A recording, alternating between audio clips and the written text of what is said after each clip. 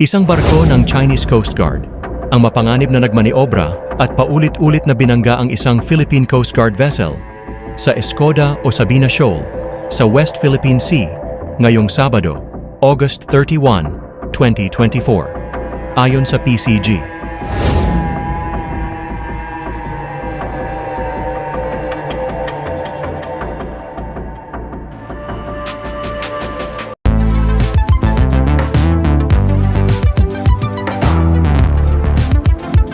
Huwag kalimutang i-like at i-share ang video na ito at mag-subscribe ka na din sa aking channel para updated ka sa mga bagong videos.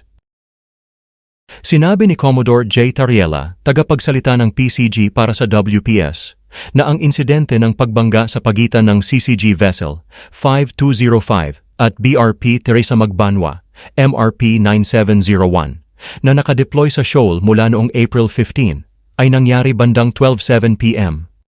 Ang China Coast Guard Vessel 5205 ay nagsagawa ng isang mapanganib na maniobra na nagresulta sa direktang pagbangga nito sa port bow ng MRP 9701.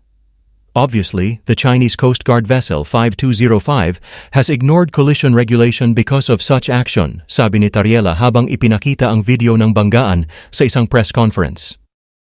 Dagdag pa niya, "And then what happened next after this, iikot siya tapos aabot sa starboard quarter ng vessel.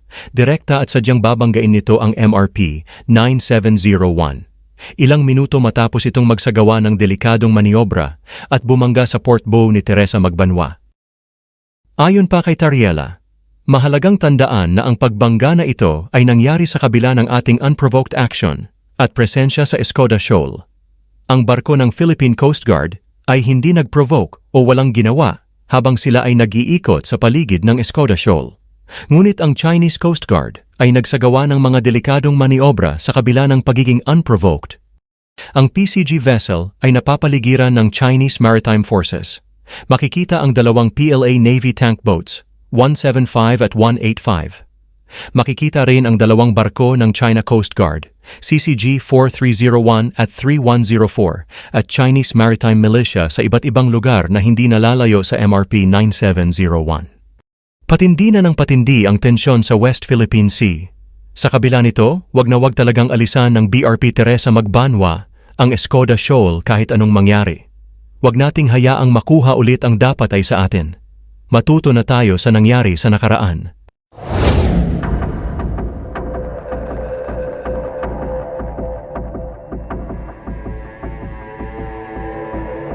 Ano ang masasabi nyo tungkol dito mga kamix? I-comment nyo na yan.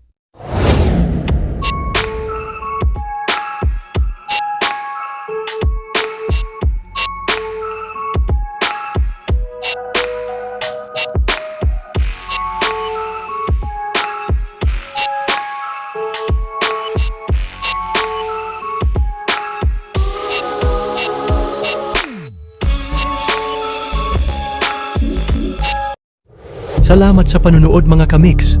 Ako ay mag-iiwan sa inyo ng katagang alamin natin ngayon, wag nang ipagpabukas. Kung ayaw mong batukan kita. Biro lamang. Ingat mga kamix, sa susunod na video na ulit.